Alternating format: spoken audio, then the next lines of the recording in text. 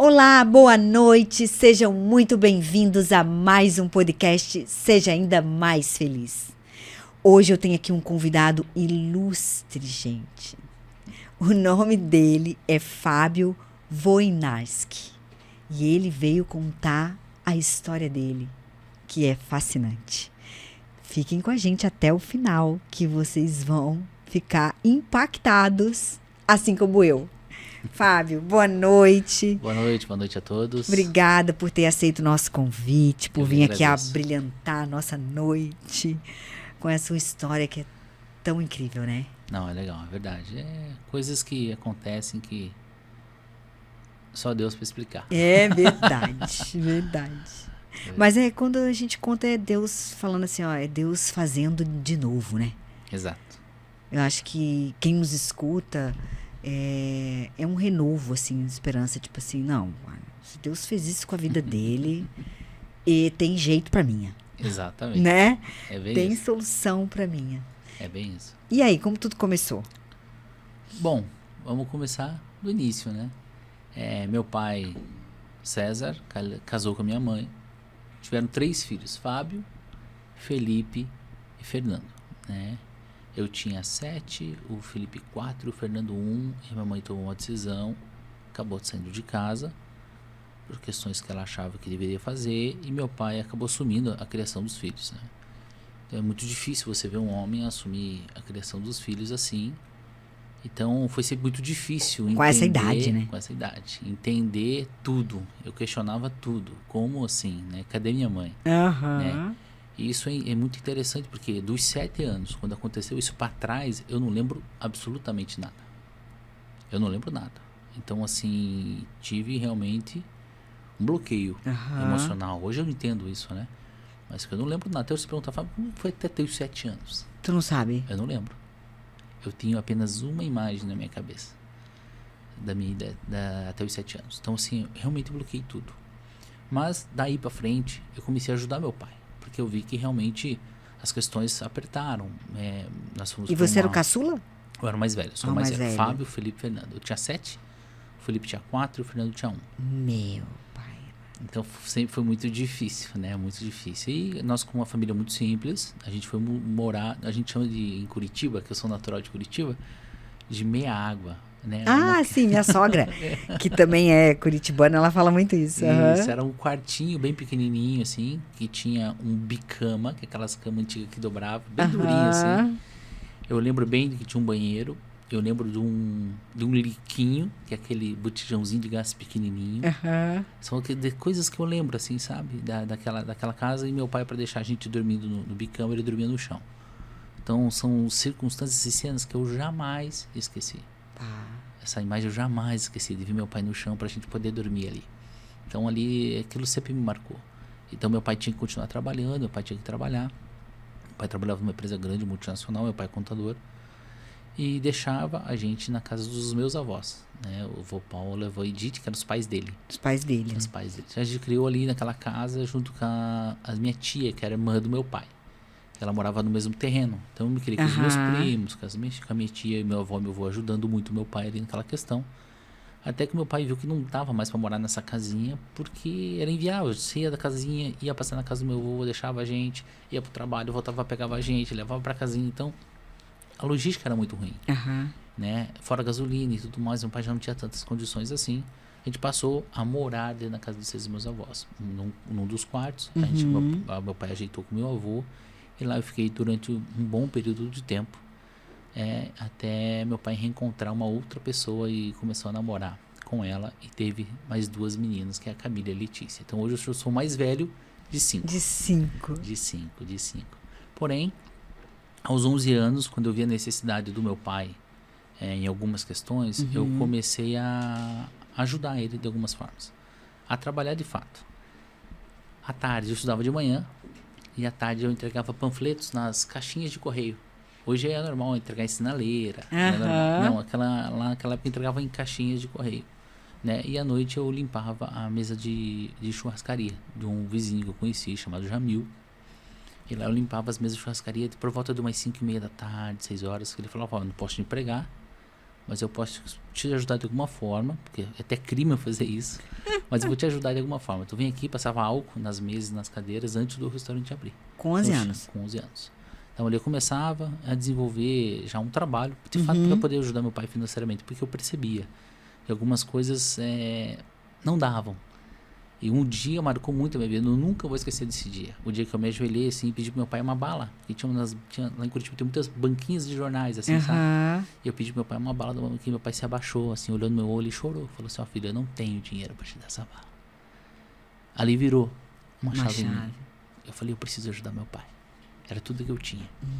E eu comecei a ajudar meu pai ali, então. Comecei a trabalhar para gerar recursos para dentro da casa, para junto com os meus irmãos. Então, os meus irmãos, o Felipe e o Fernando, eles tiveram uma vida melhor que a minha. Porque eu comecei a proporcionar junto com meu pai algo melhor. Eu lembro que às vezes eu ia para a escola de chinelo e eles tinham um bom tênis ali para ir para a escola. Que eu ajudava a proporcionar isso. Né? Então, assim... Mas a vida é feita de escolhas, né? Então eu fui ajudando meu pai, a gente trabalhando junto, e quando eu fui fazer próximo dos 12 anos, meu pai reencontrou a minha madrasta, que é a Cleusa. Meu pai casou com ela e teve as 2 meninas. Então nós tivemos uma criação bem turbulenta, bem difícil, financeiramente falando, nunca passamos fome, mas passamos algumas necessidades sim, vontades então, milhares, né? Não tem como não passar, criança e tudo mais, mas tudo isso faz parte da minha vida e fez parte do homem que eu sou hoje. Eu sei que eu sou o homem que eu sou, onde eu alcancei, por causa de tudo que eu passei. Exato. Se eu não tivesse passado por tudo isso, com certeza eu não seria o homem que eu sou hoje. Todas as coisas cooperam para o bem. Cooperam para o bem. Então eu sou extremamente grato por tudo que aconteceu. Óbvio que tem feridas e mágoas que acontecem. Não é normal uma criança ficar sem sua mãe. É verdade. Né? Viver sem sua mãe. Hoje eu vejo meu filho Noah com 11 meses, o amor, o cuidado dele com a mãe, o quanto ele é apaixonado por ela, com 11 meses. É incrível o olhar dele por ela. E eu fico pensando aquilo, como é que eu perdi aquilo, né? E eu me questionei várias vezes da minha vida, da minha adolescência principalmente. Dava a virada do Dia das Mães, geralmente sábado para domingo. Diversas vezes eu vi meus irmãos chorando na escrivaninha, escrevendo carta para minha mãe. Então assim, isso era muito difícil, né? E eles perguntavam para mim, e eu não sabia também, não tinha resposta. Só que meu pai teve um papel muito importante. Meu pai nunca falou mal da minha mãe pra gente. E nunca também falou a verdade, porque a gente nunca perguntou para ele. Um dia eu perguntei, tinha por volta de uns 16 anos. E ele falou que eu não tinha maturidade para entender. Que ele ainda não ia me explicar tudo o que tinha acontecido. Mas ele nunca falou mal dela. Falou que ela tinha ido viajar. Falava algumas questões assim, para não deixar a imagem dela um modo ruim para os filhos. Então meu pai teve um cuidado muito bom, muito legal com isso. E aos 14 anos eu começo a trabalhar num laboratório de prática odontológica. Com meu pai era um contador desse laboratório. Eu falei, pai, eu quero trabalhar numa coisa registrada, eu já posso ser registrado. Antigamente a lei era com 14 anos que eu podia registrar já. Então eu acho muito legal isso. Pena que essa lei hoje é 16. Eu acho que o trabalho edifica o homem, a criança, o adolescente, de fato, faz a diferença. Então ali com 14 anos eu começo a trabalhar como office boy no laboratório de prática odontológica. Então office boy, quem não conhece, quem é dessa nova geração, é o motoboy sem moto. Onde você vai fazer entregas, vai de ônibus, desce, entrega. E eu entregava aquelas caixinhas de modelo de dentista, de protético. Motoboy sem moto. Motoboy sem moto. Esse é o office boy. E eu corria para cima e para baixo. Minha região de trabalho era o centro de Curitiba. Então eu comecei a ver que o meu trajeto era muito tranquilo. Eu peguei minha bicicleta e comecei a trabalhar de bicicleta. Então eu ia para o centro de bicicleta, voltava, ia para o trabalho e para casa de bicicleta. Por quê? Em Curitiba tinha chamado Vale Transporte, umas moedinhas que você depositava no ônibus.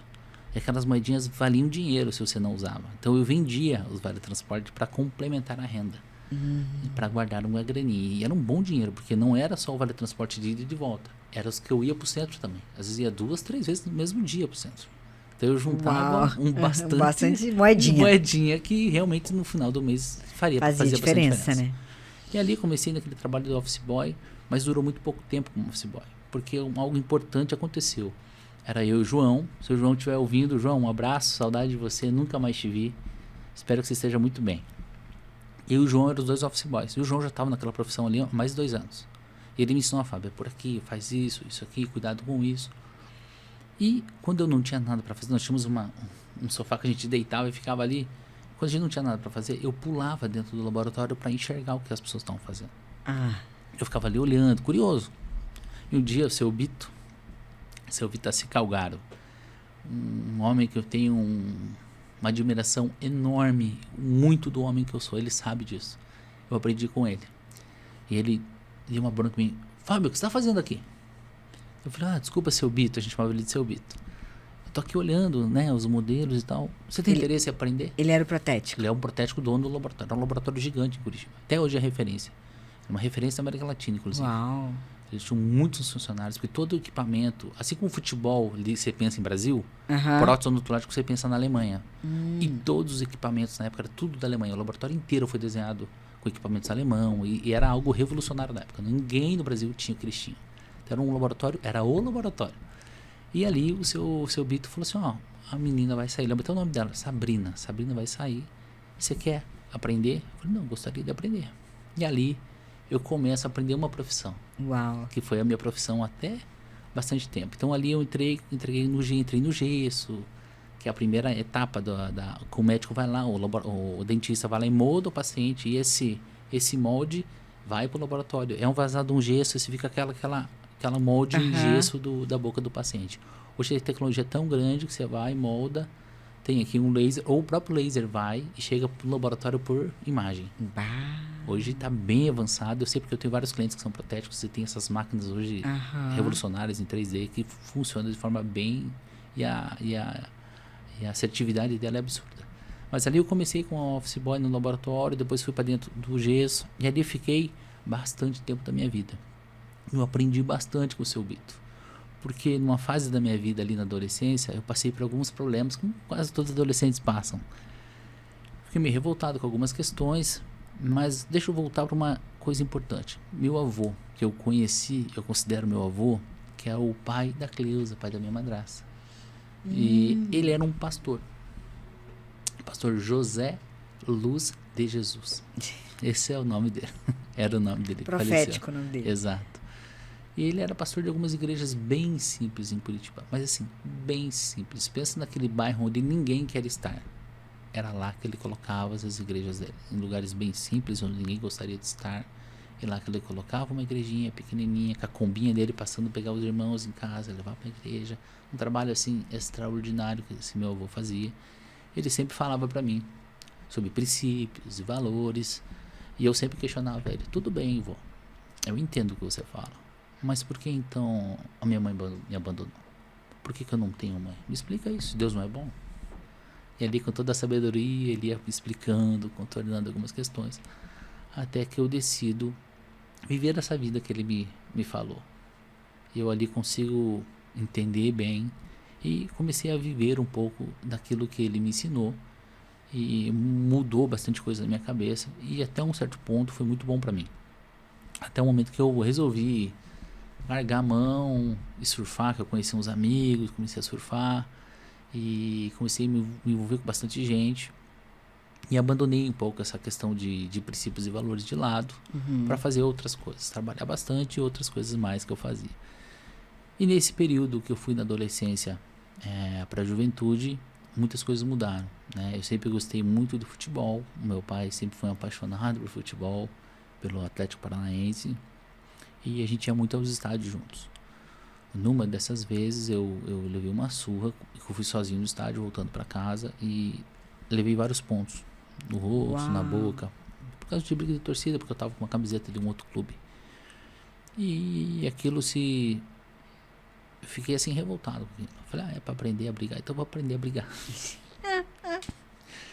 Me inscrevi numa academia de luta na época e aprendi um pouco para brigar mesmo, e frequentei muitos estádios no Brasil e até fora do Brasil, onde você ia com aquela torcida, você ia torcer pro seu time, mas se precisasse, se rolasse alguma briga para se proteger, a gente brigava. Então assim, passei por alguns apertos aí no Brasil e fora do Brasil com torcidas. E infelizmente as pessoas elas têm um vão, um buraco dentro delas, um vazio que nada desse mundo preenche. E para muitos torcedores de futebol, aquilo é a vida deles, a religião deles. É o ídolo, né? É o ídolo deles. Eles dão a vida pelo time, eles fazem o que for, largam tudo, família e tudo pelo time. Mas no fundo, eles vão perceber que aquele vazio só é preenchido por uma pessoa. E eu fui entender isso mais tarde. Depois, quando encostaram uma arma na minha cabeça. E ali eu achei que seria o fim pra mim. E ali eu não... Falei, não tem mais nada pra mim aqui dentro. Eu largo a torcida organizada e vou viver a minha vida. Ainda no laboratório. E o Seu Bito tem uma história importante, porque eu gosto de contar essa história, porque como um dono de uma empresa, você como um bom empresário, você molda o caráter dos seus funcionários. Óbvio, os que estão dispostos a escutar. Eu lembro uma vez que, como ia muito em jogo, uma vez eu falei pro Seu Bito, falei assim, Seu Bito, não tô legal, não tô bem, eu não vou pro laboratório hoje. Tudo bem. Fui no postinho, consegui um atestado médico. Mas eu estava estava bem. mentindo? Eu estava mentindo. Por quê? Porque o meu time tinha chegado nas finais do Campeonato Brasileiro em 2001 e não tinha ingresso disponível para todo mundo. Se toda torcida quisesse entrar no estádio, não tinha ingresso suficiente. O que a torcida fez? A torcida dormiu no estádio. E eu dormi na fila para conseguir comprar o ingresso do jogo. Beleza, eu durmo na fila, chego no laboratório do outro dia com o olheiro, mas se falei deles, o Seu Bito me chamou. O Seu Bito e o Seu Joel me chamaram, não. Seu Bito não é bobo nem nada. Não, ele e o Seu Joel, que era sócio, os dois são irmãos. A história dos dois também é maravilhosa. Me chamaram lá em cima, era um aquário de vidro assim, se via todo o laboratório. Ai, que lindo. Tá melhor, Fábio? Falei, não, tô melhor, graças a Deus, tô bem. Depois de dormir lá no chão, lá, graças eu fiquei bem. Foi o que mesmo? Foi essa gripe, uma gripe. Então, uma gripe. Curitiba é sempre frio, então gripe não é difícil você pegar. Então me conta essa história então. Eles assinavam um jornal, chamava-se Gazeta do Povo. O assinante chegava todo dia no laboratório. Tá lá. Torcedores Atlético, passa a noite para comprar ingresso. Apareceu encostado. Mentira, tem perna curta. Exatamente. Mas ali eu tive uma das maiores repreensões na minha vida que valeram para mim para sempre. O Seu Bito me chamou na sala. Ele falou muita coisa pra mim, como homens devem se fazer, sabe? Ele chegou pra mim, você tá errado nisso, você não precisa mentir. Nós torcemos o mesmo time que você. Se a gente soubesse, a gente poderia pagar o seu ingresso pra você comprar mais 2 ingressos pra gente. E você iria com a gente no jogo. Mas você optou por mentir. Então, se você mentir mais alguma vez, não vai ser esse o seu tratamento. A gente gosta de você, a gente acredita em você, a gente investe em você aqui dentro. Mas isso não é atitude de homem. E ali, ele me deu uma lição que eu jamais esqueci. Uau. Até hoje, quando eu vejo ele, eu lembro dessa história, a gente conversa, a gente dá risada, eu revejo ele várias vezes. E sou amigo da família, e eu sou apaixonado por ele, eu sou grato a Deus e por ter me colocado lá, por ter aprendido muitas coisas com ele. Porque meu pai, durante muito tempo, teve que ser ausente, teve que trabalhar muito para sustentar a nossa casa. Né? Então ali meu avô era mais velho e fica aquela lacuna às vezes de algumas questões que você precisa ser preenchido por um fator ali masculino que esteja mais dentro e junto com você. E ali o Seu Bito, querendo ou não, daquela forma dele, ele foi uma pessoa muito importante para mim. Então eu desisti do futebol, sempre gostei de futebol, frequento estádios ainda e junto com meu pai a gente frequentava muito, mas eu parei ali com aquele fanatismo que eu estava atuando de fato, era muito grande. E até o dia que eu saio desse laboratório para ir para Portugal. Por quê?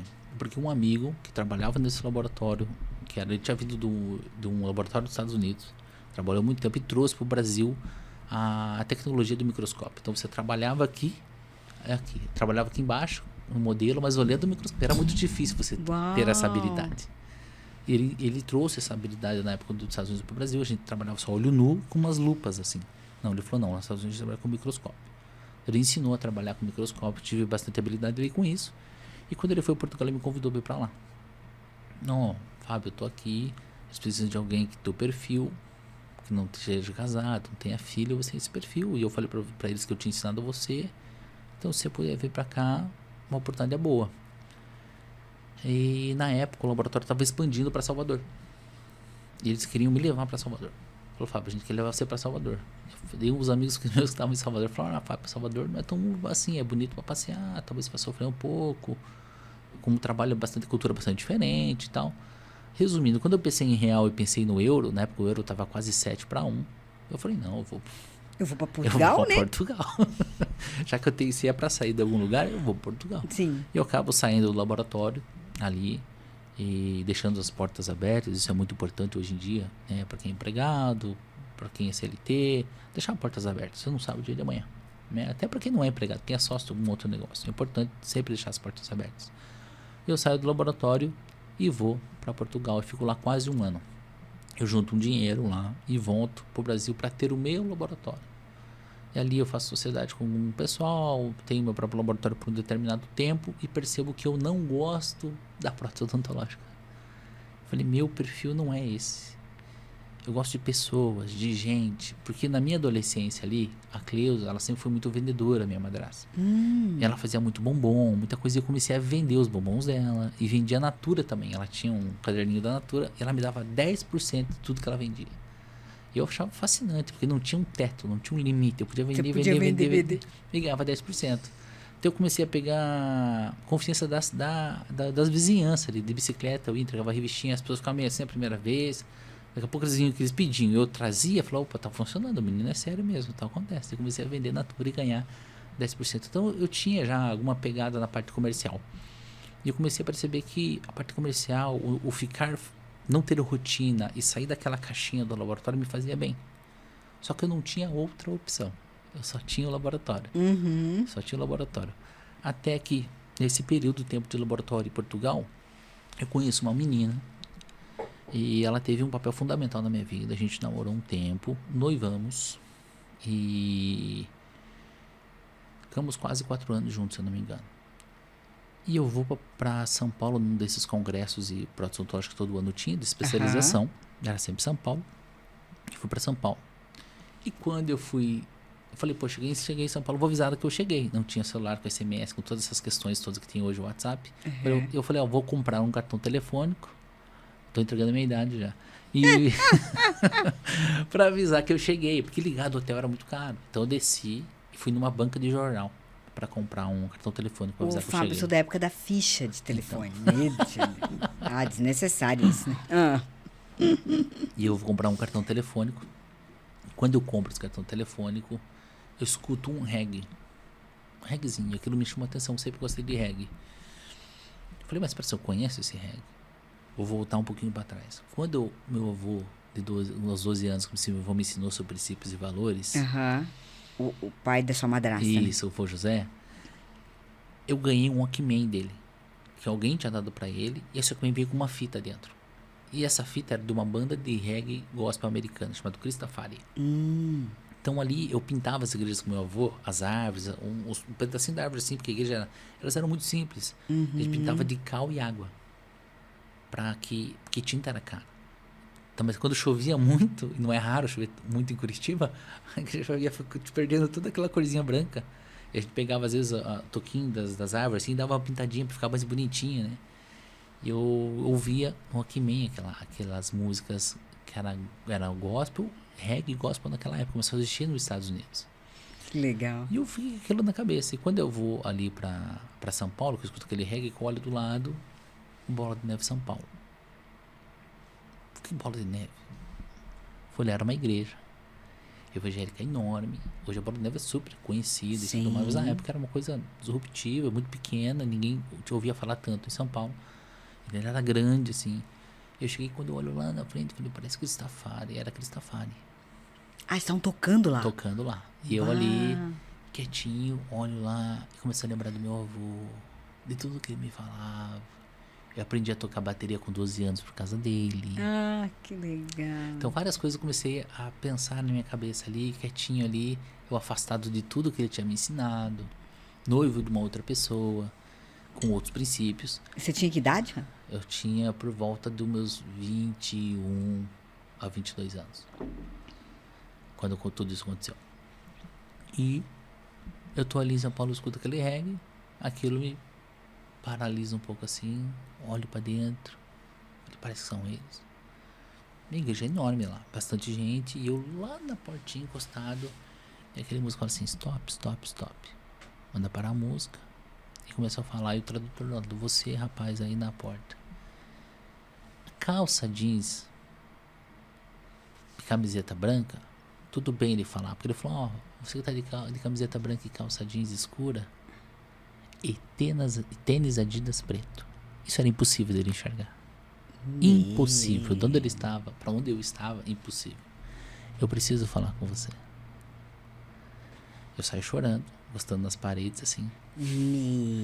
Chego lá na frente, ele desce do púlpito, pega na minha aliança e noivado. O cara do Cristafá? É. Pega na minha aliança e falou assim pra mim, ela não é sua esposa. Sua esposa está separada, guardada, e não é ela. Apesar, deixa eu lembrar você de algumas coisas. Você lembra quando você se batizou com 12 anos? Tô arrepiada. Com o seu José, que é seu avô. Ah, não, ele não é o seu avô, né? Assim, detalhes da minha vida que só eu sabia. Da arma da cabeça, meus irmãos que vão ouvir esse podcast vão saber hoje, que eu nunca contei pra eles. O meu pai só, que soube depois de muito tempo da arma que eu tive na minha cabeça por causa da torcida de candidato. E ele falou pra mim, lembra quando eu te livrei da morte com aquela arma na cabeça? Então aquilo pra mim não tinha como eu não entender que era um recado de Deus pra minha vida. Sim. Porque eram coisas muito, muito, muito impactantes que só eu sabia. Aí eu comecei a chorar e eu falei, Deus, eu entendi. Era o próprio Deus falando contigo. Eu entendi. Vou fazer o que é o correto. Não participo do congresso. Volto pra Curitiba. Sento na casa dessa moça que era minha noiva. E falo pra ela assim, tava ela, a mãe e a irmã na sala, eu chamei. Falei assim, infelizmente não vai dar pra seguir. E ainda fui teimoso, que eu falei assim, eu caso com você amanhã, se você passar a servir o Deus que eu deixei de seguir. Ainda fui teimoso. Fui, porque eu falei, eu caso com você amanhã. Lembrei de Abraão agora. Abraão, sai de perto da tua parentela e vai pro lugar que eu te mostrarei. Tá bom, ele vai e leva o Ló, né? O sobrinho.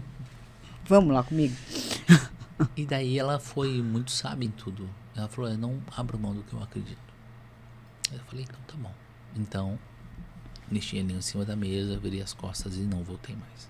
Foi muito difícil, porque eu não terminei um relacionamento porque eu não gostava, porque houve uma traição, porque eu não amava. Foi muito difícil. Foi porque Deus falou pra mim, não é sua esposa. Então pra mim foi um rompimento muito forte, um sofrimento muito grande. E meu pai pra mim foi assim, meu psicólogo. Hoje terapia e tudo mais é muito na moda, é muito fácil e eu acho importante fazer. Naquela época não tinha tanto isso, não era tão aberto assim. Então meu pai foi meu psicólogo, chegava, chorava o meu pai. Pai, não aguento mais, chorava, ele, calma, vai passar. E eu vou conhecer uma igreja que a minha mãe me apresentou. Eu chego naquela igreja, bem pequena. Lá em Curitiba? Lá em Curitiba, uma quadrangular, bairro Guapirituba. E lá eu conheço um pastor chamado Valdemar, conhecido hoje como Red Bull, lá na cidade de Curitiba. E ele era pastor de jovens daquela igreja. Uau. Pouco tempo ali, ele falou, não, você tem que trabalhar com a gente aqui. E eu comecei a trabalhar, eles me treinaram, comecei a trabalhar na liderança dos jovens com ele foi me treinando, me moldando. Ele falou assim, você tem perfil comercial? Eu falei, como assim? Ele falou, não, você tem que trabalhar comigo no banco. Ele era diretor de um grande banco. Eu sou diretor num segmento específico do banco e eu quero só uma entrevista lá. Eu falei, opa, tá aí minha oportunidade. Fui lá fazer entrevista, passei e vou trabalhar nesse banco. E isso se passa-se há um tempo, eu trabalhando nesse banco, e quando eu tô nesse lugar de aprendizado, passou 2 anos lá. Que eu fiquei sozinho, sem ninguém, 2 anos. Eu falei, Deus, eu não quero me relacionar com ninguém. Porque a próxima pessoa que eu me relacionar, eu quero que seja minha esposa. E eu falei isso pro meu pai. Eu falei, pai, a próxima pessoa que eu quero trazendo aqui em casa vai ser a minha esposa. Eu não quero mais errar nesse quesito sentimental da minha vida. Uhum. Sofri demais já nessa questão sentimental. Eu não quero mais sofrer com isso. Aí meu pai falou, não, filho, tudo bem, então seja mais assertivo, esteja mais perto de Deus. Meu pai sempre me aconselhou muito bem em relação a isso. Meu pai sempre foi um cristão, sempre falava muita coisa pra gente, apesar dos problemas que ele teve com a bebida e cigarro. E meu pai sempre foi muito sábio. Era um cara que sempre estava afastado, mas chegava na casa dele, era o violão e louvor. só ouvia um grupo determinado que ele amava, que era a Voz da Verdade. Então, assim, eu cresci com aquele ambiente da minha casa. Mas meu pai com os problemas do vício muito forte, que no final da vida dele foi um pouco mais complicado por conta desses vícios. E a gente cresceu com ele nessas questões todas, e eu tô ali, faço esse voto com meu pai. E nesses 2 anos que eu fiquei sozinho, eu cresci muito na igreja, de maturidade, me cresci como homem, a entender o que eu queria para minha vida, o que eu não queria. Aparecia ali, né, pessoas, será que não vai dar? E eu falava, não. Eu chegava no meu pastor, daí, aquela ali, eu acho que vai. Daí ele falou, não. Não é pra você. A pastora Thelma, lembra hoje? Não. Fábio, não é. Não é. Mas pastor, não. Eu falei, tá bom. E eu era muito... Não. Obediente. Então eu nem levava pra frente. Por quê? Porque eu não queria sofrer, mas Sim, eu tinha sofrido gato demais. escaldado, né? É, bem isso.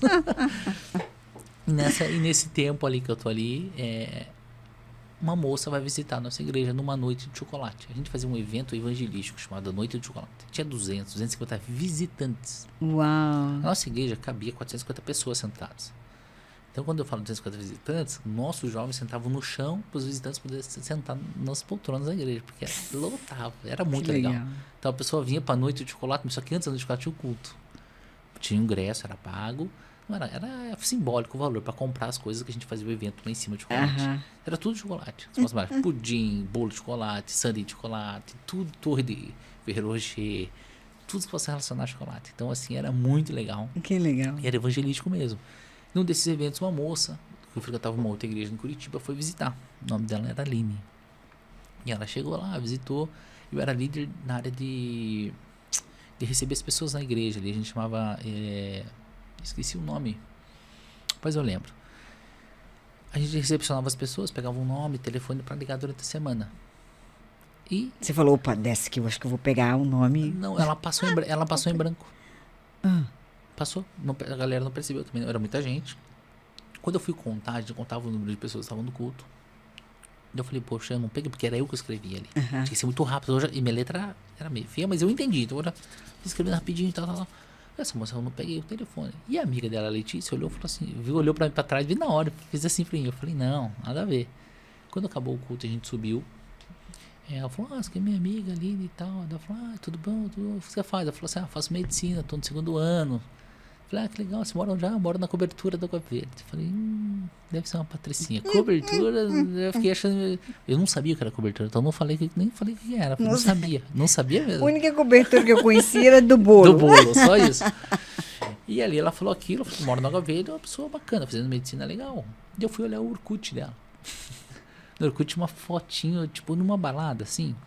Eu falei, não quero isso na minha vida. E eu falei com ela naquele dia e nunca mais falei. Passa mais uns 3 meses, ela foi visitar a igreja num outro sábado. Estava eu lá na porta, subimos para comer um cachorro quente lá em cima e eu conversei com ela. Eu vi uma foto, teu Orkut e tal. Ela, assim, eu sou da comissão de formatura da minha turma. Então, para a gente arrecadar recursos, a gente faz alguns eventos. E eu tenho que estar em alguns eventos como esse por questão que eu faço parte da comissão de formatura. Eu falei, então você não frequenta muita balada e tal. Ela, não. Eu falei, legal. Eu falei, eu quero ouvir essa menina um pouco mais. Ali eu saio com ela para conversar. Temos uma conversa bacana. Falei, poxa, essa menina tem um potencial de ser uma esposa no futuro. Conversamos bastante. Tem potencial essa aí. É bem assim, foi bem quadradinho, assim, foi muito engraçado. Mas nesse período, eu estava passando por várias revoluções. Porque eu estava entrando no banco. Eu estava trabalhando à noite no laboratório, porque a minha casa, nessa época, estava passando por muitas dificuldades. Meu pai desempregado, meu pai hora desempregado, hora internado numa clínica por dependência química, por causa do álcool. Então, meu pai, que era a renda principal, muitas vezes deixou ser renda principal e a gente daqui de casa, principalmente eu, como mais velho, e meus irmãos, eles se ajudando, meu avô ajudando a gente com cesta básica, para manter a casa em pé. E meu pai dando o máximo que ele podia, a Cleusa vendendo bombom, vendendo natura, vendendo lingerie, vendendo de tudo um pouco para ajudar, para a gente conseguir sustentar a nossa casa. Então ali eu falei, cara, não posso deixar minha família sem recurso financeiro. Então eu estava no laboratório, estava no banco, entrando no banco para trabalhar, porque no banco eu não era funcionário do banco, eu era terceirizado. O que isso quer dizer? Eu tinha que vender para ganhar. Se eu vendesse produtos da companhia, eu ganhava. Se eu não vendesse, eu não ganhava. Então, meu salário no mês era 0. Era um contrato PJ com o banco. Eu PJ e o banco era PJ. Falei, meu Deus, mas era a chance da minha vida. E o Valdemar, ele tem um papel muito importante na minha história. Porque ele chegou ali, primeiro que ele acreditou e viu um potencial em mim que nem eu mesmo enxergava. Uhum. E ele me levou na casa dele. Ele falou assim, ó, você não tem terno, não tem camisa, não tem sapato? Eu falei, não tenho nada. Ele falou, no banco precisa disso. Ele foi na casa dele. Ele abriu o guarda-roupa pegando 2, 3 ternos, camisa, sapato, cinto, e me deu. Falou assim, ó, você vai começar. E a gente tinha o mesmo estereotipo de corpo. Eu não fiz nenhum ajuste, era perfeito. Então ele me deu uma roupa para trabalhar, ele me ajudou. Ele era o meu gestor, meu chefe ali. Então, lá no banco. Lá no banco. Então eu trabalhava no banco durante o dia. À tarde, à noitinha, eu saía às 4 do banco, daí eu ia pro laboratório, ficava até umas 8, 9, 10 da noite, dependia, porque eu ganhava por produção por dente que eu fazia. Nossa.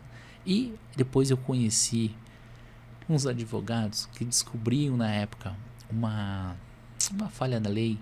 Sabe essas casas de Coab que tem no governo? Umas casas bem baratas de Coab, que o governo dá, tipo Minha Casa Minha Vida. Uhum. Que tivessem algum tipo de rachadura. Tinha uma brecha na lei que ele conseguia um valor de restituição. E se eu conseguisse achar essas casas com problemas de rachadura, eu ganhava um percentual sobre isso. Então eu só achava, eles entravam com a lei, e quando ganhasse a ação, eu ficava com um pedacinho. Então, no final de semana, eu passava procurando casa da Coab com defeitos para eu poder ganhar um percentual. De um dia no banco, à noite no laboratório, finais de semana fazendo isso. Até que eu conheço o Murilo, um grande amigo meu hoje, sócio, alguns outros negócios que a gente tem.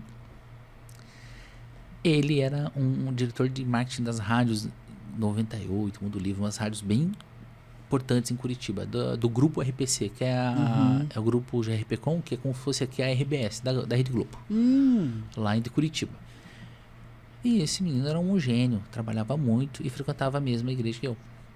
Ali eu fui líder dele durante um tempo, a gente conversou bastante, e ele falou assim, Fábio, você é um cara que eu confio muito, eu gostaria que você se importa se eu te oferecer pra você trabalhar alguns shows sábado e domingo à noite, depois que acabar a igreja? Eu falei, como assim depois que acabar a igreja? Então, depois que acabar a igreja, você vai pra um show.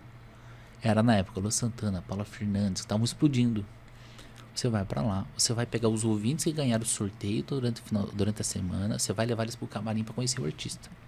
Você conhece, é um cara certo, então você não vai ficar sediando o artista, você vai colocar eles pra dentro, vai fazer o trabalho, tirar foto para o pessoal postar nas redes sociais da rádio e sair fora, esse é o teu trabalho. Eu falei, não, pode deixar então. E quanto tu paga? Ah, paga, acho que era pagar pra sair R$100, 150. Eu falei, meu Deus, claro que eu faço. Então eu saía da igreja, do culto, ia da balada pra pegar os ouvintes, levar pro camarim, conhecer o artista, bater uma foto, sair da lá com um crachá da rádio, com tudo.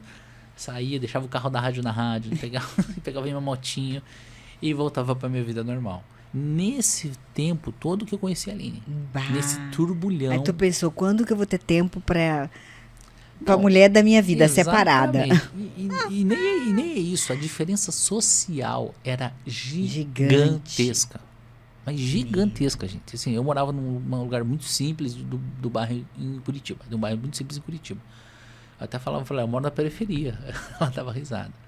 E quando eu conheci ela, eu fiz uma conversa muito séria com ela. No primeiro encontro, eu falei toda a minha vida. E ela na cobertura Não, a gente foi... Falei pra ela levar ela pra jantar. Eu lembro na cobertura até hoje. do Água Verde. Foi aí que eu tomei o primeiro susto. E quando eu fui... Eu já tava melhorzinho. Tinha um carrinho, tinha um Clio todo arrebentado. Mas tudo arrebentado, sem ar-condicionado. Assim, uma confusão. Fui buscar ela, o vidro, maçaneta ainda. Fui buscar ela...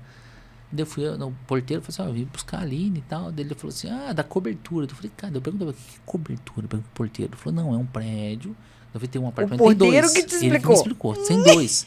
Eu não entendi. Ele falou, não, tem uma escadinha, que é um andar de cima e um andar de baixo. Os dois são da mesma pessoa. Ele falou assim, fosse os dois apartamentos. Não é isso que é uma cobertura, são 2 andares. Ou é o último andar. Eu falei, não sabia. Eu falei, meu Deus, o que eu tô fazendo aqui? A mulher deve ser muito rica. Fazer medicina e tal. Eu fiquei assustado. Eu falei, será que eu vou embora? Não vou. E ela desceu. E ela fazia medicina na federal ou particular? Não, particular. Meu Deus. Na mais cara de Curitiba. Acho que até hoje é a Universidade Positiva. Então eu falei, o que eu tô fazendo aqui? Quase fui embora. Daí ela desceu. Oi. Eu falei pra que a gente ia jantar, mas eu tinha R$25 no bolso. 2 notas de 10 e uma de 5. Nunca vou esquecer. E eu fui levar ela pra tomar um açaí, que eu gostava de açaí. Eu falei, eu vou tomar um açaí. Eu pedi um suco, um smoothie que chama, né, de açaí. Tomara que ela peça um. Eu pedi um smoothie de açaí e ela pediu também. que deu pra pagar. A minha sorte é que ela não pediu. Se ela pedisse qualquer outra coisa, não ia dar pra pagar. Ou ela ia ter que inteirar. E ali eu contei toda a minha vida pra ela. Tudo que eu passei. Tudo. Imagina, só eu falei. Ela ficou assim, ó, só ouvindo. Eu falei assim, ó, você... Falou, agora que essa menina rica da cobertura vai desistir de vez aqui. Era por tudo ou nada, né, mano? E eu falei toda a minha vida pra ela. Ela falou, não, legal. Eu falei assim, ó, eu enxerguei em você um potencial bacana pra ser minha esposa. Foi nesse nível que eu cheguei pra falar com ela. Uhum. Ela falou, não, eu também gostei de você. A gente pode conversar mais. Eu falei, mas eu quero conversar com os seus pais. Porque eu tinha aprendido nesse tempo que eu fiquei na igreja 2 anos ali, solteiro. Eu fiz um curso chamado assim, Romance à Maneira de Deus. Era um curso para adolescentes. O que esse curso fala?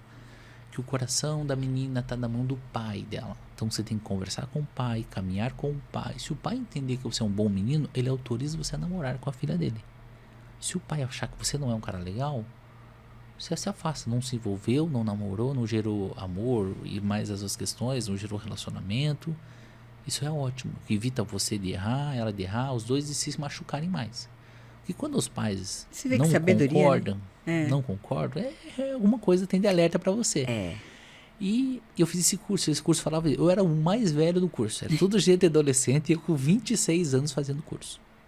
Então assim, para mim era mas eu tinha tanta sede de aprender mais desse assunto que eu não queria errar. Então eu falei, ó, Aline, beleza. Então é o gato escaldado. Isso, eu quero conversar com seus pais. Eu saio um dia do banco. Eu vou sentar com os pais da Aline pra conversar.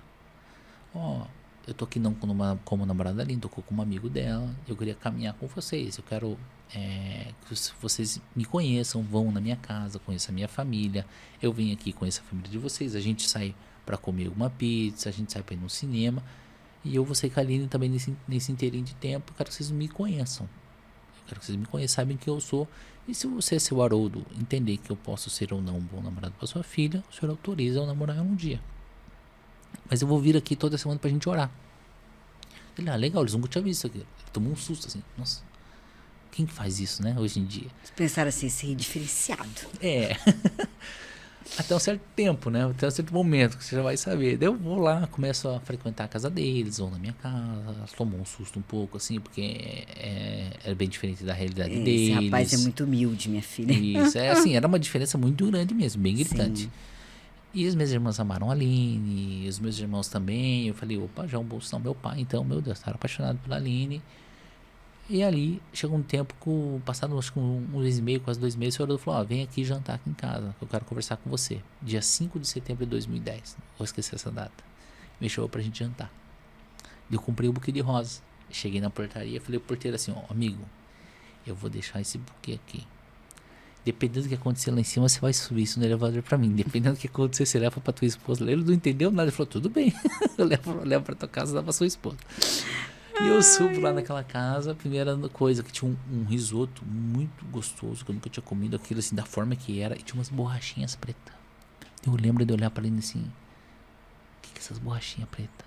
Dela, é fungo, você nunca comeu? Eu falei, não. Eu falei, como arroz, carne moída, feijão, banana, eu gostava. Eu não sabia o que era fungo, então era uma realidade, pra vocês entenderem a profundidade da diferença entre nós. Não só financeira, como cultural, como várias questões. Uau. Mas ela me ensinou um mundo que eu jamais tinha visto. E eu falei, cara, eu quero isso pra mim. Eu quero viver isso. E dentro do ambiente da igreja que eu frequentava, eu também ouvia vários jovens despontados, assim, já financeiramente. Jovens já que já estavam, assim, muito bem de vida. Eu falei, o que esses caras têm diferente de mim? O que eles têm? Eu quero ter também. Como é que faz pra ter isso? E aí, nesse dia, o senhor Haroldo falou assim pra mim, Fábio, eu tenho 2 questões pra te falar. Primeiro, que eu sempre orei nos pés das minhas filhas todos os dias, Amanda e Daline. E eu sempre pedi para Deus 2 questões. Eu sempre orava pelo futuro marido, pelos netos, por toda a geração que viria. E eu pedi para Deus 2 questões. Uma, que fossem um homem simples. Isso você é, ok? E segundo, que amasse mais a Deus do que minha própria filha. Isso também você é. Então, por causa dessas 2 características, eu vou autorizar você a namorar com a minha filha. Uau. Eu falei, sobe o buquê aí, ô porteiro. Sobe o buquê. Eu falei pro senhor, obrigado, dá pra deixar namorar com a Aline. A Aline começa a namorar. Mas aí ele fez uma terceira pergunta pra mim. Fábio, o que é prioridade pra você? Daí eu falei, senhora, dá pra mim, na minha casa, nesse momento? Ele falou, eu falei, é comer. E ele foi pra trás assim. Eu falei, por quê? Ele falou, não, porque nossa casa sempre foi o estudo. E eu queria muito que você fizesse uma faculdade. Imagina, eu com 26 anos, pensando em entrar numa faculdade. Pensa você jovem hoje, com 21, 20, 22, já tá formado. Com 26 você já tem pós, doutorado, você tem tudo. E eu falei, não, senhor, tudo bem, mas como é que eu vou pagar uma faculdade? Porque eu não tenho condição hoje. Hoje meu recurso, eu trabalho em 3, 4 lugares ao mesmo tempo para tentar chegar no final do mês e pagar as contas da minha casa, ajudar tudo que a gente precisa ajudar, tem muitas responsabilidades. Eu vou pagar a primeira parcela. Inclusive até já sei o curso, vai ser administração, que é um curso amplo. No outro dia ele achou uma faculdade para mim, particular, não precisava nem de vestibular, ele pagou a primeira parcela, lembro até hoje, era R$189 ou R$169, um desses dois valores. Ele pagou a primeira parcela para mim da faculdade.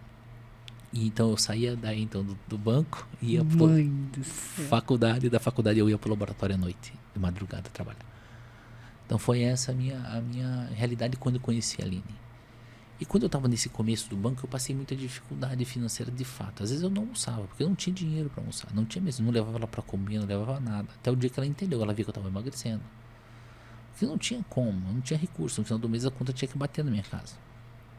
Então eu levava ela para comer, não levava ela para tomar um açaí, nada. E ela, lembra do Groupon? Na época que tinha Ela começou a comprar Groupon e levar eu para jantar. Daí ela começou a pegar o vale alimentação do meu sogro e levar eu para jantar com o vale alimentação do meu sogro. Em alguns lugares diferentes, a comer, frequentar outros ambientes.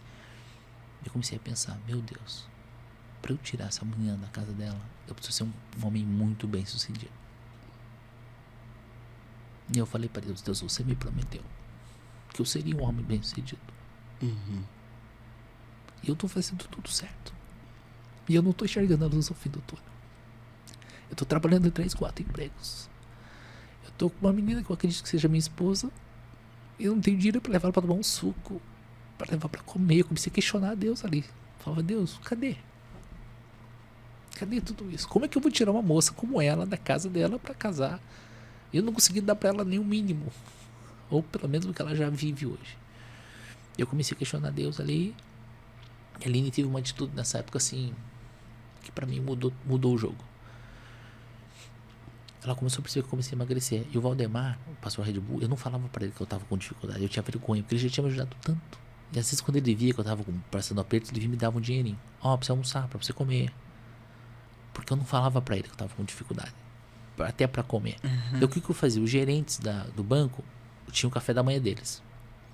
Não era meu, era deles. Se sobrasse um pão, alguma coisa, eu podia pegar.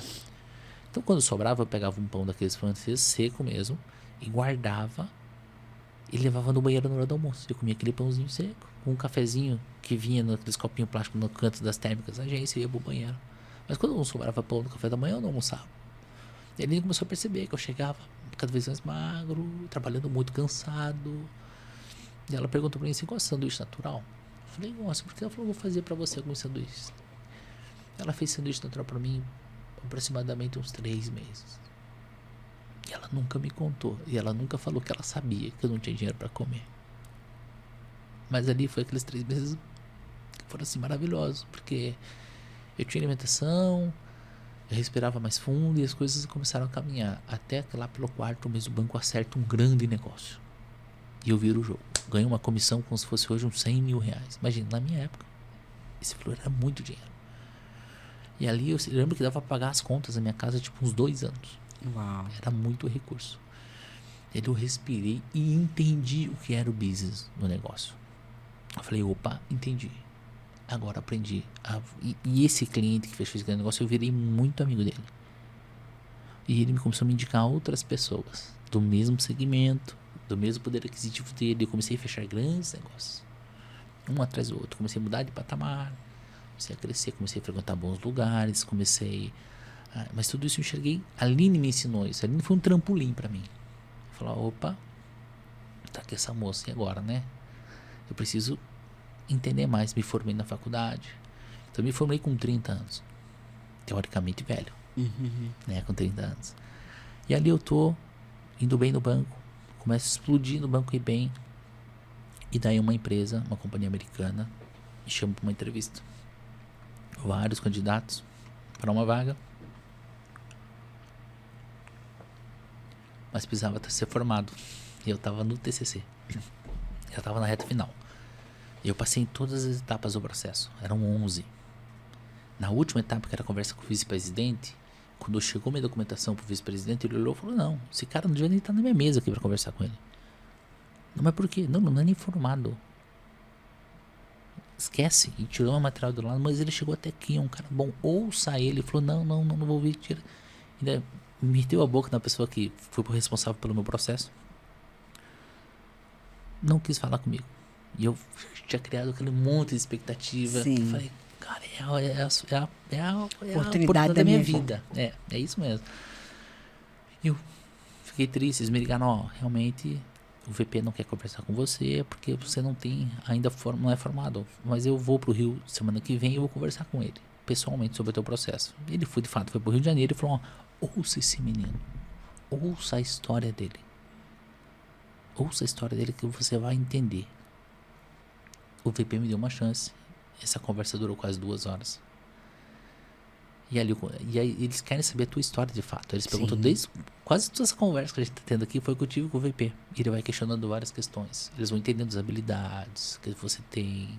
Várias questões que são positivas ali que a minha história de vida trata e mostra isso. A resiliência, vários pontos importantes para eles. E eu não sabia disso, hoje eu sei. E ali, no final daquela conversa, ele chorando. Eu chorando. Ele falou assim para mim: posso falar o nome da empresa? Pode, claro. E ele falou assim: seja bem-vindo à Prudential do Brasil. É uma seguradora americana que está no Brasil há bastante tempo. Falou assim: por 2 motivos eu vou te aprovar. Você tem 2 tubarões na tua vida. Um é a tua família, que tá aqui, ó, de um lado. Outro é a tua noiva que tá do outro, e você tá no meio. E o teu perfil é um perfil de persistência, um cara que vai chegar lá. Primeiro, pelo exemplo que você precisa dar pros seus irmãos e pra tua família, você não desiste. E porque você vai querer dar uma vida pra tua noiva melhor do que ela já tem. Então, meu amigo, eu tenho certeza que você vai ter sucesso aqui dentro. Uau. Ele enxergou um tubarão que eu era, que eu não me enxergava assim, naquele aquáriozinho que o Valdemar já tinha me enxergado. Eu precisava ser mais lapidado. E dessa empresa eu entrei. Em 2 anos tive um sucesso absurdo na área comercial, em Curitiba. Mas um pouquinho antes de... Deixa eu contar que eu casei com a Aline, né? Ah, sim, gente. Vocês que não conhecem, a esposa dele, realmente, ela tem um coração... maravilhoso. Ela é maravilhosa, né? E esse é um ponto muito importante, que quando eu vou pedir a Aline noivado... É a mãe do Noah. É a mãe do Noah. Quando eu vou pedir a Aline noivado, a minha sogra pede para mim um imposto de renda. E para ela, o recurso financeiro sempre teve muito valor. Ela sempre trabalhou muito, eu entendo ela. E ali eu respirei fundo, chorei, e ali eu quase desisti. E eu liguei para esse pastor amigo meu, Valdemar, e falou: calma, tenha paciência, vai dar tudo certo. Deus está treinando tua resiliência. Daí eu sentei com ela e falei: olha, eu te entendo. Ela falou: como você me entende? Eu falei assim: vou te explicar. Eu sou um cara de família desestruturada, financeiramente, em todos os quesitos. Vocês têm patrimônio. Tua filha está no 2º ano, na época ela já estava indo para o 3º ou 4º ano de medicina. Está no 4º ano de medicina, vai ser médica, vai ser bem sucedida, que é o perfil dela. E eu tô querendo casar com a tua filha, é o golpe do baú. Eu falei: te entendo. Mas Deus deu para mim uma promessa. Que eu vou ser um homem bem sucedido. E eu já tô a caminho, eu já tô enxergando isso. Eu te prometo, acho que eu vou... O dia que eu tirar tua filha daqui, vai ser para dar para ela igual ou mais do que ela já tem aqui. Pode ficar muito tranquilo. Ela: não é bem isso. Eu falei: não, você já me entendo. Eu sei que é. E eu te entendo. Eu visto os seus sapatos. Eu consigo entender a tua preocupação como mãe.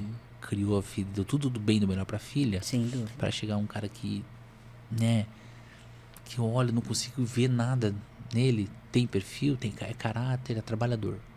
O senhor Haroldo falava assim: ele tem caráter e é trabalhador. Vai dar certo. Só precisa achar a oportunidade correta. E de fato isso aconteceu nessa empresa americana. Trabalhei muito. Casei com a Aline, casamos. Trabalhei muito, 2 anos, tive um resultado muito bom. E essa companhia me convidou para ser um executivo de um time dela lá no Rio de Janeiro. Para montar um time, ter as nomenclaturas da companhia, né? Hoje eu sou um franqueado na área comercial ainda. Mas eu fui para lá para montar um time para a companhia. Montei um bom time, tive um bom resultado lá. Mas eu percebi que atrás do computador não era o meu perfil. Eu sou um cara de pessoas, de gente. Eu preciso estar, não preciso ter rotina, eu tenho que estar na rua conhecendo gente. É o meu perfil. Mas eu tive que ir pra lá, sofrer, tive um bom resultado, mas eu entendi que não era pra mim. Eu falei, não é pra mim. Eu volto pra área comercial da companhia, lá no Rio. Fiquei no Rio, fiquei nessa função uns 2 anos, quase. E percebi que não era pra mim. Voltei pra área comercial e continuei tendo muito sucesso na área comercial, que é a que eu estou até hoje. Até hoje, né? Eu fui ganhando recursos o suficiente para dar uma vida para Aline muito melhor que os pais dela já deram. Muito. Inclusive, hoje ela é mãe e é tempo integral em casa. Uma médica abrir mão da sua profissão para ficar em casa. Então, eu tenho que continuar mantendo o mesmo padrão de vida que ela tem, que é muito alto. Você conhece a doutora. Sim.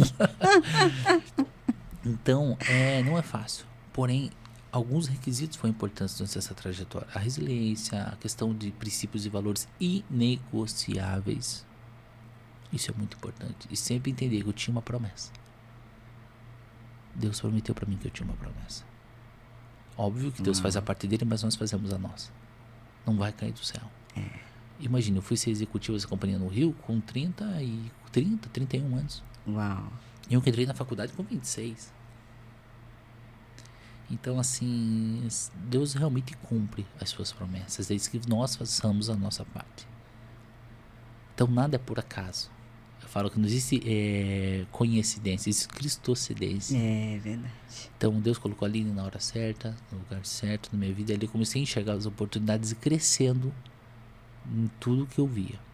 Então, me formei, estava tendo um bom resultado. Até hoje tenho ótimos resultados, reconhecido em diversos países internacionalmente. Levei meu pai para conhecer vários lugares, vários países. Assisti jogos de futebol do meu time com meu pai, que jamais vou esquecer as experiências que meu pai vivemos juntos. Fomos para o Uruguai de carro para assistir um jogo e voltar, nós dois. 18 horas para ir, dormimos lá, ficamos lá, fomos campeões, voltamos de carro. Experiências assim maravilhosas, que é o dinheiro que traz. Não adianta, é o dinheiro. O recurso financeiro me proporcionou isso. Então, assim, ser bem sucedido tem um preço. As pessoas hoje em dia elas não querem, elas querem tudo muito imediato e não tem imediatismo no negócio. Todo negócio existe um processo. Todo negócio, para ser bem sucedido, tem um processo para chegar lá. E as pessoas hoje já não querem ser. Não quer pagar o preço, não. Né? Muito difícil. E eu fui ganhando recursos nesse trabalho e fui abrindo outros negócios.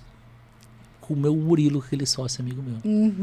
Nós temos vários outros negócios, temos alguns negócios, inclusive na cidade de Balneário Camboriú, Florianópolis e Curitiba. A gente foi tendo outros negócios, fomos crescendo. Eu fui sempre um cara assim, muito empreendedor, muito. Sempre enxerguei coisas que ninguém enxerga, sempre olhei lá na frente. E sou um cara que tem eu sou muito, posso dizer pra você, eu não tenho os pés no chão, zero. Sonhador. Sonhador, sempre sonho alto, mas assim, eu sou muito agressivo. Eu vou pra cima mesmo. Eu tenho uma ideia, eu já construo, já monto. Posso até não dar errado, posso até fechar. Vou abrir CNPJ, como já aconteceu. Vou abrir esse negócio, vai dar certo. Não deu certo. 6 meses fechou. Mas eu vou atrás, eu tento fazer, eu vou, faço, erro, não deu. Mas se olhar a margem percentual, 70% deu certo. Então, realmente, tiver uma ideia e persistir, de empreender, pra mim é o caminho. Empreender é a melhor solução. Se você está com dúvida de empreender ou não, sai do CLT. Empreenda, porque realmente é onde você vai chegar. Vai ser seu dono do seu tempo, seus negócios. Então é outro mundo, mas também estude para chegar lá e ter sucesso. Não é de mão beijada, que as coisas vão cair do céu. Exatamente. Mas realmente foi assim que foi indo essa trajetória nessa empresa, nessa área comercial. Eu tive muitos resultados, premiado internacionalmente. Estou indo agora para Las Vegas, ganhar a segunda vez em Las Vegas, inclusive.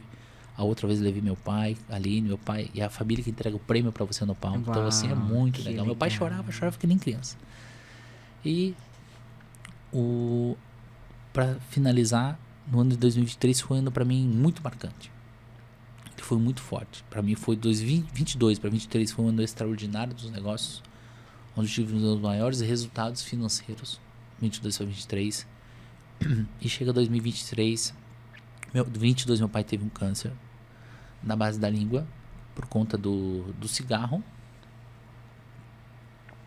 Então você que fuma, pare quanto antes. Porque o cigarro é uma doença silenciosa, você não percebe. Mas a nicotina é um vício assim absurdo. Meu pai faleceu por conta de cigarro. Ele bebia bastante também, mas o cigarro foi o principal fator de ter gerado o câncer. E teve aquele câncer, foi curado com algumas quimioterapias, mas o câncer voltou mais agressivo. E quando no Natal de 22 para 23 meu pai veio na minha casa, eu já sabia que seria o último Natal. Minha esposa é médica, então ela sempre foi muito transparente comigo. Eu falei, amor, e daí? Ela, eu acredito que seja o último Natal do seu pai. Ali eu reuni meus irmãos, os parentes mais próximos. Falei, lógico, eu acredito que vai ser o último Natal do pai. A gente pudesse se reunir juntos, todo mundo. Meu pai sempre amou isso, estarmos juntos. E ali a gente se reuniu, foi um Natal maravilhoso. Meu pai já com diversas dificuldades. E eu trago meu pai depois para casa, para Balneário.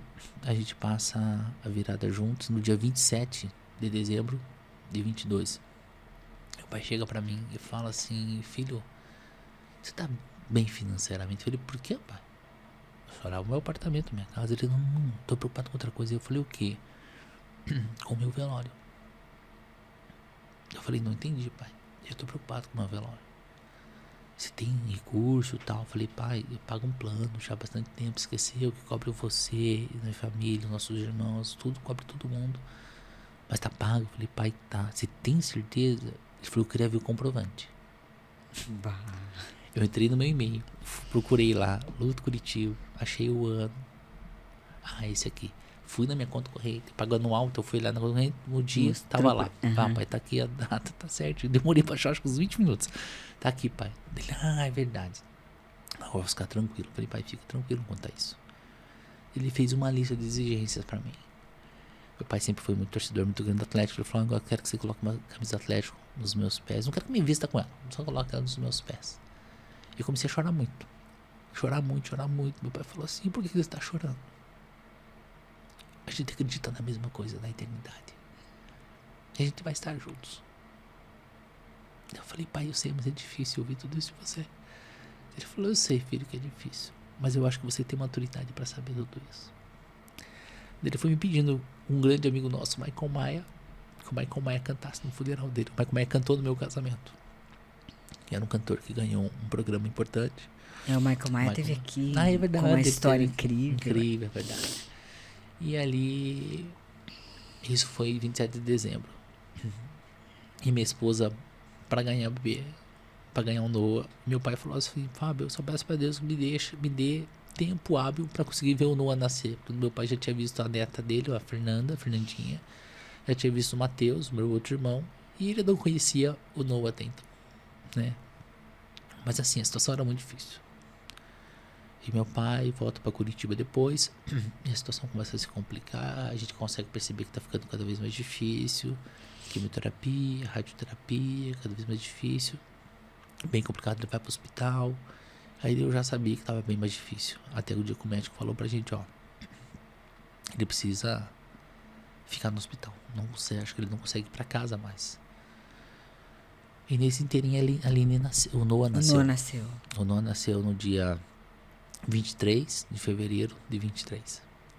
Eu ligo pro meu pai. Então meu pai, o câncer tava daqui pra baixo, tomado. Depois a gente percebeu que tava tomado várias questões do corpo dele. Então, só que daqui pra cima meu pai tava consciente, entendia tudo. Então ele escrevia, quando ele já tava com dificuldade em falar, áudio por conta do câncer que tava tomado aqui nessa região, ele escrevia tudo pelo WhatsApp, tudo. É uma pessoa, sim, perfeita daqui pra cima. O problema tava daqui pra baixo. Então eu falei, pai, a bolsa estourou. A bolsa estourou no dia 22. O Noah nasceu na madrugada, então era 23. Ele falou, estou acordado. Pode me ligar. Daí quando o Noah nasceu, eu ligo por vídeo, tá meu irmão e meu pai. Eu pego o celular assim e tiro a foto do Noah com a roupinha do hospital. E ele abre um sorriso assim. Eu começo a chorar, que ele tava vendo o neto nele, bem que seja por vídeo, mas era o que ele pediu pra Deus. Ele viu o Noah nascer. E 7 dias depois, no dia 3 do 3/23, infelizmente o pai descansou. O pai faleceu. Tava eu e minha irmã, a gente tava conversando e foi muito engraçado, porque minha irmã tava na Itália, tinha passado uns dias de férias na Itália com o marido. E ela tava muito preocupada, que podia ser a qualquer momento. E ela tava lá, e meu pai fez uma carta pra ela: vá viajar. Não fique por causa de mim. Vá viajar, faça o que é o correto. E ela foi viajar, chegou o coração, imagina. Era 15 dias que ela ia ficar na Europa. Quando ela volta, ela morava em Florianópolis, né? Ela pousou em Floripa, pegou o carro no outro dia e veio pra Curitiba. Chegou em Curitiba às 5 da tarde. E naquela noite, quem ia passar a noite com meu pai era eu e ela. Ela viu meu pai conversou com a gente bem limitadamente, escrevia assim no caderno. Nessa madrugada meu pai faleceu. Meu pai esperou ela chegar. Acho que Deus tinha propósito pra tudo, pra que minha irmã também pudesse se despedir dele fisicamente. A gente foi por volta de 1h pouco, a gente conversando, eu e minha irmã conversando. Minha irmã falou: meu pai tá meio estranho, ele pediu pra dormir, que tava geladinho. Quando ele chegou, ele já tava geladinho, chamou os médicos, realmente ele já tinha descansado, tinha falecido. Mas por que eu falo isso? Porque Deus cumpre todas as suas promessas. Meu pai conseguiu conhecer até o Noah. E a questão de honrar os seus pais. A minha mãe, ela existe. Eu ia te perguntar dela. Apesar de termos as nossas indiferenças, porque temos, não convivemos juntos.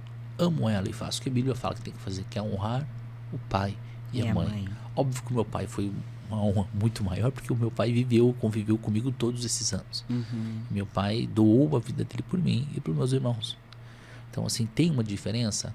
Tem. Não tem como dizer que não, porque houve convivência, né? E eu faço o que a Bíblia fala que tem que fazer, que é honrar. E ponto. Mas a importância de honrar os seus pais. Se o seu pai e sua mãe é vivo ainda hoje, cuide deles. Toma um café, ligue, exerça o perdão. Né?